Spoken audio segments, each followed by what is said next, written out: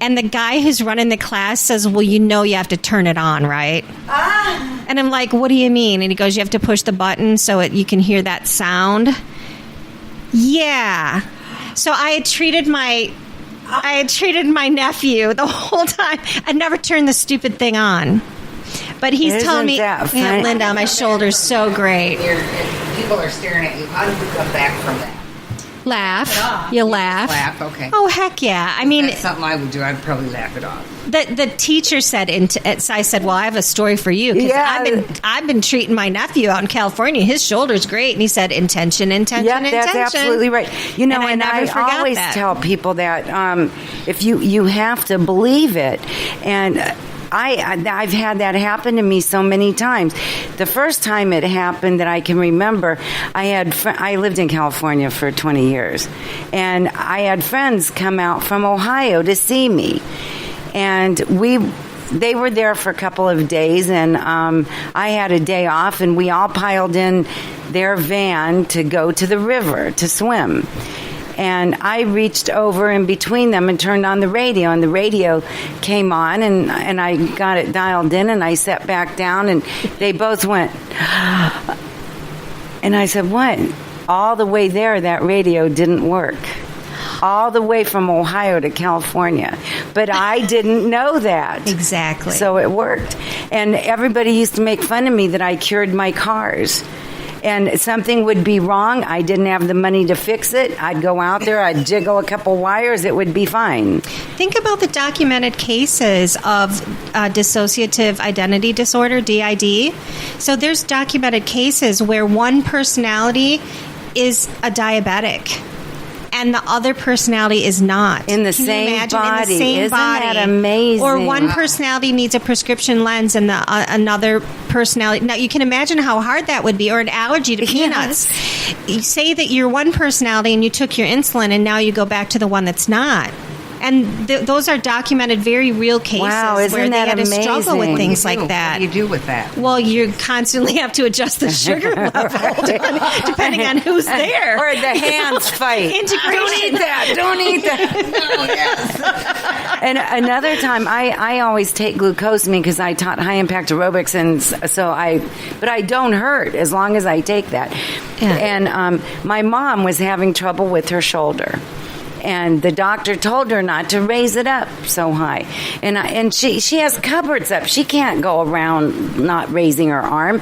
And so I said, no, Mom, you can't do that. You'll get frozen shoulder, and then they're going to have to do something very torturous. And I said, I'm going to bring you some glucosamine, and you'll notice a difference in 2 days. Well, we both know that glucosamine's not going to get into your system for 2 days.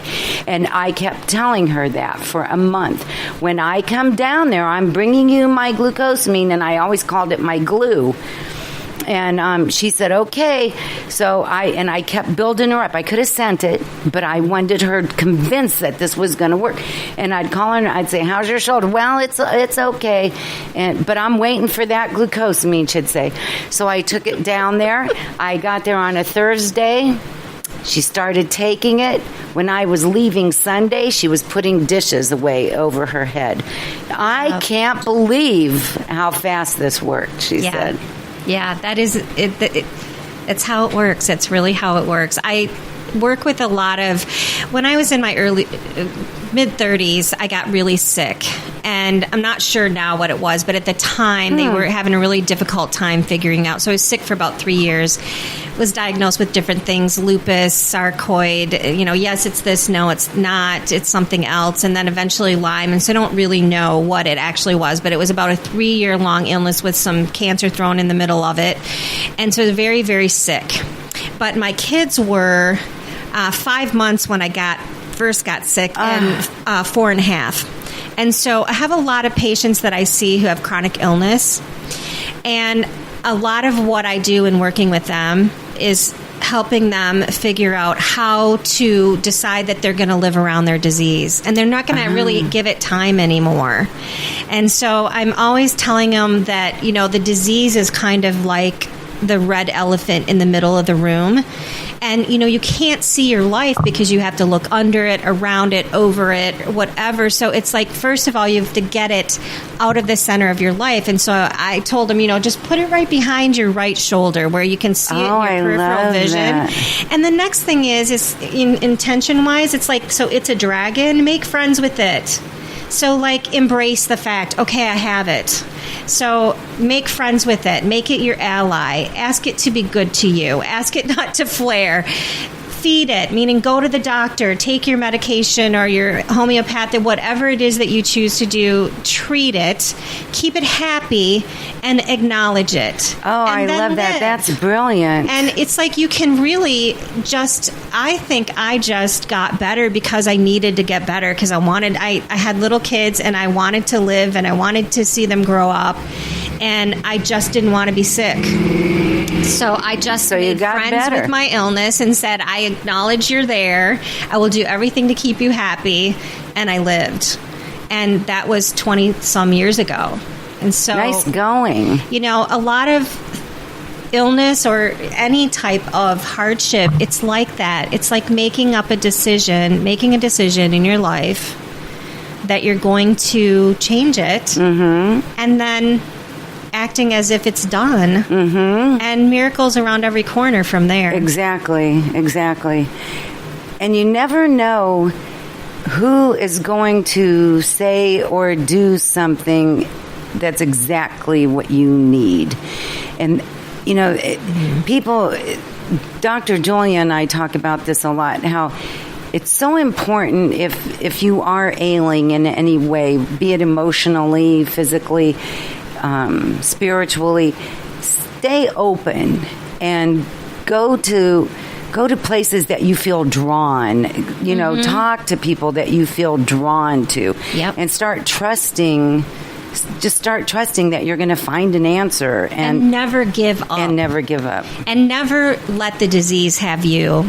You always have to have the disease. The minute you let it have you, it dictates everything.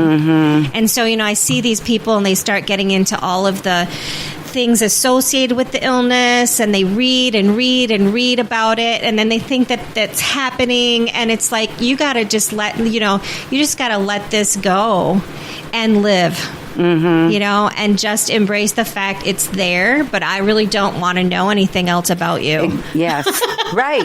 Because I'm not going to acknowledge you anyway. Right. So because, that's why I never read side effects. Exactly. I don't either. I got to tell you, I don't take medicine, but when I do, I got to tell you a funny story. When I was pregnant for my first daughter, which I was very young, I got a book to read about it. So I started reading it, and I got every symptom they said. And finally, I threw the book away and said, "It's enough of this book." Yes. And then I was better. Psychosomatic, right? Yeah, right. Exactly. What we think, we become. That's right. And so when I talk about resonance and just helping the planet, if there's a floor to our resonance and a ceiling to our resonance, in our body, we resonate between 64 and 72 hertz is like the average of all our cells collectively. So I want to be like 80, right? I don't so when you're below the 64, when you drop down into the 50s, that's when you start. No, this is like your frequency of all of your cells in the body put together. And so when you get down into the 50s, then you start to get like your bacterial infections and things like that. Usually most people who have cancer will be in the 40s. So now you're way below what a healthy cells collectively would be. And that goes for your emotional health, your physical health, the world at large. It's like we need to raise everything. And so we want to be as high as possible. And illness wants to be low. Right. So if we can even just in our head, in our mind, be high, it's hopeful. Because our body responds to that. That's right. The chemical things that go on in our body respond to that. They're starting to prove all of that, which makes me so happy. They're starting to put all of that. You can heal better if you meditate. You'll heal better if you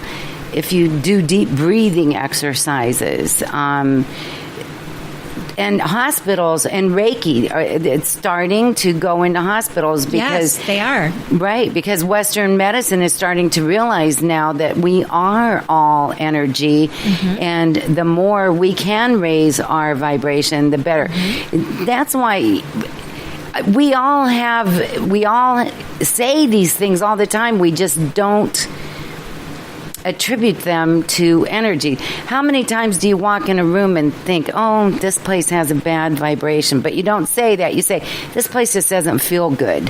You know, or a restaurant, you're going, I don't want to stay here. And you go. That's energy. It's the energy that's there. Yes. And it may be a collective energy. It just may be the energy of the place. Yes. But we know it. Yes. Instinctively, we know it. Yes. Yeah. My boys, I have 2 boys, and they're very scientific right now. And so I'm not particularly revered at home by the boys as knowing completely what I'm talking about.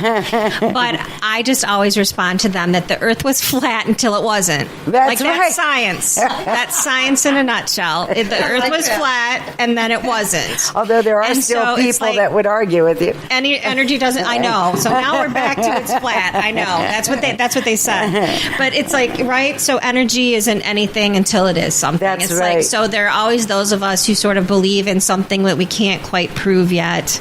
You know, but right. When I was in my early 20s, I actually went to a place in New York called Pumpkin Hollow. It's such a great name. In upstate New York with, I don't know if you're familiar with Doris and Dolores Krieger and Kuntz. One was a nurse, an RN. It sounds familiar. They were the founders of Therapeutic Touch. Oh, yes. Okay. And so one was a nurse and the other was a pretty prolific medium, clairvoyant. But the nurse that she worked on a floor in a hospital in upstate New York, and she had been doing this therapeutic touch, which is very much like Reiki. You may touch the person, you may not. You're feeling the energy, sensing it, and then smoothing it out or taking away the hot spots, whatever. And it's real and it works. What happened though is they ended up being studied, and it's really known as something that's primarily in nursing because she was on a particular floor, and it was a med-surg floor. And so she was one of the head nurses, so she taught her girls on that floor how to do it too, and they were all just doing this to the patients just because they can. Well, before they know it, doctors start requesting their floor because their patients got well faster. Right. They needed less pain medication, and they like healed from breaks and things sooner. So the hospital eventually said, okay, what are you guys doing that's different? So they decided to study them. So there were studies done on their floor, and they found, broken bones to heal 5 to 7 days, quicker. And that's impressive. Yeah. So they have real studies around the therapeutic touch that they did there. Yes. And my mother was in the palliative wing of this beautiful hospital in Ohio. It was like a hotel room. And every night the nurses would come in with a cart and ask her what scent she wanted. And they had all these lotions from Bath and Body Works. And she would always pick jasmine. And they would give her a massage. Yes. Every night they would do that to that whole wing. You know that jasmine's a sexual healer, right? It really is an oil. It's her sexual healing. She used to wear flowers in her hair, gardenias gardenias. So anyway, but I thought jasmine are little. But she got well. Yeah. And we were talking one day, and I said, why do you think you got well? And she said, because you were there all the time, and those nurses gave me a massage. Yeah, people don't get touched. It's like touch is so important. And I know every once in a very great while I'll get a patient that thinks I'm just weird, but I hug all my patients when they come and when they go. And that's why I started doing that, because I feel like so many people don't get touched. Think of elderly people who don't have family around. Right. It's like that is so important. Your brain neurotransmitter GABA. Isn't it 3 minutes? Is it 3 I don't know minutes? the rule of how many minutes. I do know that with GABA, your neurotransmitter GABA, if you hear "I love you" 5 times a day, you release it each time you're told that you have your daily allowance of GABA. Oh, that's lovely. So it's like if you have a loved one tell